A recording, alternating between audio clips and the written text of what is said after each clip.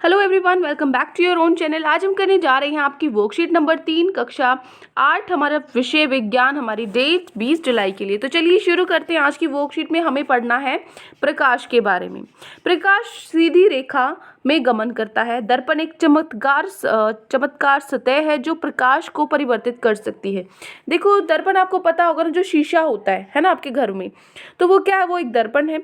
उसमें क्या होता है कि जब उस पर लाइट पड़ती है ना और वो वापस आ जाती है टकरा कर, ठीक है, तब हमें वो दिखती है इमेज उस पे। ठीक है, अगर अंधेरे में तो नहीं देख पाते ना। आप क्यों नहीं देख पाते? क्योंकि आपकी आंखें नहीं देख सकती जब तक वस्तु की सतह से टकराकर प्रकाश की किरण वापस नहीं आ जाती, आपको नहीं दिखाई देगा। ठीक है, और हमेशा ये ध्यान रखना है कि जो प्रकाश है वो हमेशा सीधी रेखा में ही चलता है। टॉर्च मारते हो सीधा चलता है, ऐसे तो नहीं होती ना।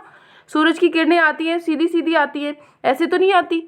तो हमेशा जो प्रकाश है वो सीधी रेखा में ही चलता है। ठीक है, और दर्पण समझ में आया क्या है? ये एक चमत्कार सतह है जो प्रकाश को परिवर्तित कर सकती है। अब वो वापस आएगी रिफ्लेक्ट होके, टकरा के कैसे आएगी? जो चमत्कार सतह है दर्पण, वही उसको क्या कर सकता है?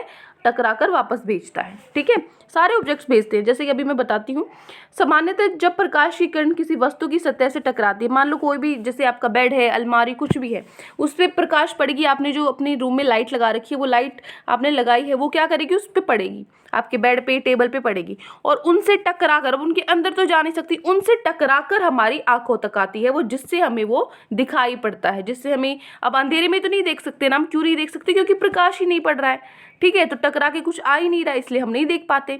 ठीक है, इसीलिए आंखों से हम तभी देख पाते हैं जब कोई किरण किसी वस्तु की सतह से टकराती है और वह परिवर्तित होकर वापस टकरा कर उसी आ जाती है। ठीक है, तो जिसकी वजह से हमारी आंखें वस्तुओं को देख पाती हैं। अब देखो, प्रकाश का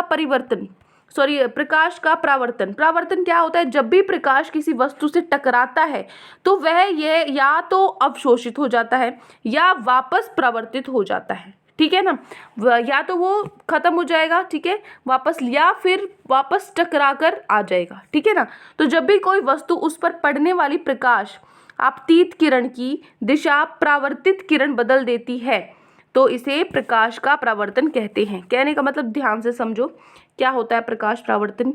ये आपके, मान लो कोई भी लाइट पड़ रही है, ठीक है, लाइट पड़ी, जो लाइट पड़ रही है वो होती है आपतित किरण। ठीक है, लाइट पड़ी, वो टकरा कर, ये है शीशा, ठीक है, दर्पण है, वो टकरा कर वापस गई, जो टकरा कर वापस गई वो है परावर्तित किरण। ये क्या है? आपतित किरण। ये क्या है? परावर्तित किरण। ठीक है, उसके बाद यहाँ पे जो बीच में, ये क्या होता है? अभिलंब। नॉर्मल जो होता है, अभिलंब होता है, बीचों बीच से इन दोनों को काटता है। ठीक है, यहीं से तो टकरा कर गई, जहां से टकरा कर गई, ये क्या है? अभिलंब है। तो ये ध्यान रखना है कि जो आपतित किरण और अभिलंब में जो कोण बनता है, आई, ठीक है, हम जो आपतित किरण है इसका जो कोण बनता है उसको आई बोलते हैं, और परावर्तित किरण के कोण को हम आर बोलते हैं। तो जो आई है वो आर के बराबर होता है। ठीक है, आई क्या होता है? आर के बराबर होता है। जितने कोण यहाँ, ये उतने, जितना यहाँ पे इसने दूरी तय की है, इतनी ही दूरी से ये बराबर, बिल्कुल सेम से ये यहाँ पर टकरा कर जाती है वापस।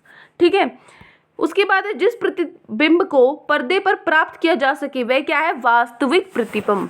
ठीक है, जिसको पर्दे पर हम ला सके, प्राप्त कर सकते, वो होता है वास्तविक, और जिसको हम पर्दे पर प्राप्त ना कर सके वो होता है आभासी। ठीक है, तो क्या डिफरेंस है दोनों में, वास्तविक और आभासी में? वास्तविक में हम पर्दे पर जो प्रतिबिंब, जो इमेज बन रही है, जो तस्वीर बन रही है, उसको ला सकते हैं, लेकिन आभासी में नहीं ला सकते। ठीक है, उसके बाद है समतल दर्पण में बनने वाले प्रतिबिंब के लक्षण। समतल दर्पण में बनने वाले जो लक्षण क्या होते हैं? जो समतल दर्पण द्वारा जो बनता है प्रतिबिंब, जो इमेज बनती है, तस्वीर बनती है, वो सीधी व आभासी होती है। सीधा बनती है, आप शीशे के आगे खड़े हो, आप उल्टे तो नहीं दिखाई देते ना, आपके पैर ऊपर और सर नीचे तो नहीं दिखाई देता, सीधे दिखते हो बिल्कुल, है ना। और आभासी होती है वो, ठीक है, वो वास्तविक नहीं होती जो आपको शीशे में दिखती है। ठीक है, यह वस्तु बिंब के समान आकार का होता है तथा उतनी ही दूरी पर बनता है जितनी दर्पण से बिंब की दूरी होती है। मतलब समान आकार का, जितनी जो आपकी हो। आप, ये तो है नहीं कि आप छोटे हो और आप शीशे में बड़े लंबे दिखाई दे रहे हो, या लंबे हो शीशे में छोटे दिखाई दे रहे हो। जितना आपका आकार एक बॉल है, जितनी वो छोटी बॉल है उतनी ही दिखाई देगी शीशे में, बड़ी है तो उतनी ही, जितनी इसकी एक्चुअल में जितना इसका साइज है ना, उतनी ही दिखाई देगी शीशे में। और उतनी ही दूरी पर, मान लो आप शीशे से काफी पीछे खड़े हो तो शीशे में भी काफी पीछे ही दिखोगे, तो उतनी ही दूरी पर बनती है दर्पण पे जो ये बिंब की, ठीक है, बिंब बनता है, जो प्रतिबिंब बनता है। ठीक है, इसमें बनने वाला प्रतिबिंब सीधा एवं पार्श्व प्रवर्तित भी होता है, मतलब लेफ्ट का राइट दिखता है, राइट का लेफ्ट दिखता है, दाएं का बाएं दिखता है, बाएं का दाएं दिखता है। कभी कभी भी आप क्या करो, ABCD लिख के शीशे के आगे खड़े हो जाओ, आपको क्या दिखेगा, बी, आप ऐसे हो ना, ऐसे लेके खड़े हो बी को, आपको दिखेगा ऐसे, ठीक है ना। इस तरीके से जैसे आपका सी ऐसे आपको शीशे में दिखेगा ऐसे, जो दायां का बायां दिखता है और बाएं का दायां दिखता है शीशे के अंदर, ठीक है। इसलिए क्या करते हैं, एम्बुलेंस पर जो शब्द हैं उनको हम पार्श्व प्रवर्तित रूप में ही पहले से ही उल्टा करके लिखते हैं, ताकि हमें अगर हम शीशे अगर ड्राइव कर रहे हैं हमें शीशे में सीधा दिखे, ठीक है। जैसे यहाँ पे देखो एम्बुलेंस में बीप ऐसे लिखा हुआ है, ऐसे क्यों लिखा हुआ है उल्टा, क्योंकि इनको तो पढ़ना नहीं है जो एम्बुलेंस चला रहे हैं, किनको पढ़ना है, जो बाकी आगे बाकी चीज़ें चला रहे हैं, वो क्या करेंगे, शीशे में देखेंगे, है ना। जो उनकी बाइक में स्कूटी में जो शीशे लगे हुए उसमें देखेंगे, शीशे में ये सीधा दिखेगा बी, है ना। लेकिन अगर ये एम्बुलेंस को सीधा लिखते, एम्बुलेंस को ये सीधा लिखते, तो शीशे में जो उनकी स्कूटी का वो है उसमें वो क्या दिखता, उल्टा दिखता, इस तरीके से दिखता, समझ भी नहीं आता ये क्या है ना, इस तरीके से दिखता। तो इसीलिए क्या होता है, वो पहले से ही इस तरीके से लिखते हैं ताकि शीशे में उल्टा, जब दाएं का बायां हो या बाएं का दायां हो तो वो क्या हो जाए, इस तरीके से सीधा दिखे, ठीक है। ये क्वेश्चन आता है कि क्यों लिखते हैं एम्बुलेंस में उल्टा, ठीक है। चलिए, उसके बाद दर्पण के दो प्रकार होते हैं, कौन से, समतल और गोलीय, ठीक है। दो, एक तो जो समतल दर्पण जो हमारा शीशा होता है घर में बिल्कुल फ्लैट होता है ना, वो फ्लैट होता है, उसको समतल दर्पण बोलते हैं। और दूसरा होता है गोलीय दर्पण। गोलीय दर्पण क्या होता है, गोल जो शीशा होता है उसके अंदर से हिस्सा काट देते हैं हम, तो ये गोलीय दर्पण के अंदर आएगा। जो दो तरह की होते हैं, अवतल दर्पण और उत्तल दर्पण। अवतल और उत्तल में क्या फर्क है, मान लो आपने ये गोला था, ये शीशा था, इसको काट दिया, ये हिस्सा ले लिया आपने, अब ये हिस्सा मैंने अलग रख लिया, एक बार यहाँ पे एक बार यहाँ पे।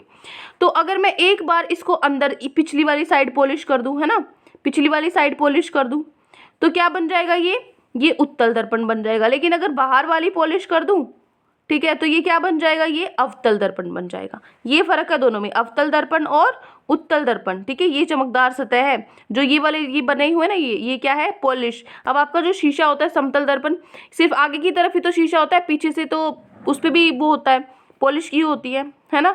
तो इस पे भी पॉलिश की हुई होती है, तो इसके हिसाब से कि किस तरफ पॉलिश, अंदर की तरफ पॉलिश की है या बाहर की तरफ, उसके हिसाब से ये दो है, अवतल और उत्तल दर्पण।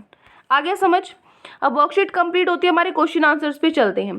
3 क्वेश्चन आज आपकी वर्कशीट में। पहला आपका क्वेश्चन है, समतल दर्पण में बनने वाले प्रतिबिंब के लक्षण लिखिए। समतल दर्पण में तो अभी अभी हमने पढ़े थे, लिख लेते हैं यहाँ से हम, ठीक है। मैं बता देती हूँ आपको क्या लिखना है क्या नहीं लिखना। आप लिखोगे प्रश्न नंबर 1 का, यहाँ से लिखोगे आप, समतल दर्पण से बनने वाले प्रतिबिंब के लक्षण, ठीक है। पहला, समतल दर्पण द्वारा बनने वाले प्रतिबिंब सीधा व आभासी होता है। दूसरा, यह वस्तु बिंब के समान आकार का होता है तथा उतनी ही दूरी पर बनता है जितनी दर्पण से बिंब की दूरी होती है। तीसरा पॉइंट, इसमें बनने वाला प्रतिबिंब सीधी एवं पार्श्व प्रवर्तित भी होता है, इसलिए एम्बुलेंस पर शब्द, ये वाला छोड़ दो बेशक, इसलिए एम्बुलेंस पर शब्द पार्श्व होता है, ठीक है ना। तो आपको कहाँ तक लिखना है, समझ आ गया, फिर से सुन लो एक बार। यहाँ से आपको यहाँ से लेके यहाँ तक लिखना है, ठीक है ना, सी पॉइंट तक। ये वाला छोड़ देना, एम्बुलेंस वाला पॉइंट। ये पॉइंट लिखना है, ए पॉइंट हो गया, बी पॉइंट हो गया और ये सी पॉइंट हो गया, यहाँ तक लिखना है। ये क्या, जो मैंने अंडरलाइन किया हुआ है वो है आपका उत्तर नंबर 1। समझ में आ गया, बिल्कुल साफ साफ दिखाई दे रहा है, इसमें कोई कंफ्यूजन वाली बात नहीं है। यहाँ से लिखोगे समतल दर्पण से बनने वाले प्रतिबिंब के लक्षण, फिर ए बी सी पॉइंट लिख दोगे, खत्म, ठीक है। लिख लोगे इतना, कोई दिक्कत तो नहीं होगी ना। अगर नहीं आपको समझ में आए कि कैसे आंसर लिखना है तो आप मुझे बता देना कमेंट्स में, मैं इसको आपके कमेंट्स में टाइप करके छोड़ दूंगी, ठीक है, वहाँ से आप देख लेना।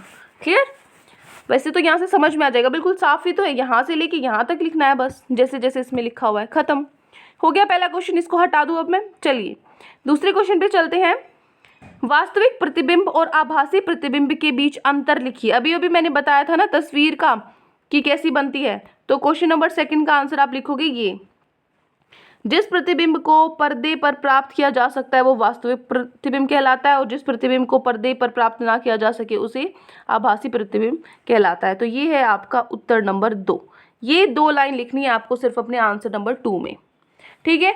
कोई इसको कहीं से कट नहीं करना, डायरेक्ट बस सीधा क्वेश्चन नंबर 2 लिखो और ये आंसर लिख दो, ठीक है। कोई डाउट, कोई दिक्कत नहीं है, बस यहाँ से शुरू करो और यहाँ पे ख़त्म कर दो, बस ये 2 लाइन लिखनी है प्रश्न नंबर 2 में, ठीक है। कोई, मुझे नहीं लगता कोई दिक्कत आएगी इसमें आपको समझने में कि कैसे कहाँ लिखना है, बस ये 2 लाइन खत्म। क्लियर।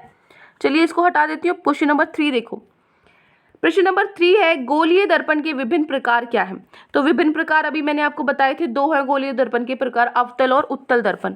फिर पूछा ये समतल दर्पण से किस प्रकार भिन्न है। ये आपके इसमें नहीं लिखा हुआ, तो ये क्वेश्चन मैं आपको लिखवा देती हूँ।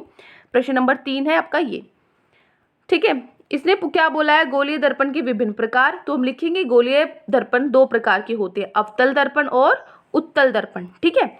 दूसरा पार्ट है ये समतल दर्पण से किस प्रकार भिन्न है। तो आप लिखोगे समतल दर्पण और गोलीय दर्पण का कैसे भिन्न है ये लिखना है आपको।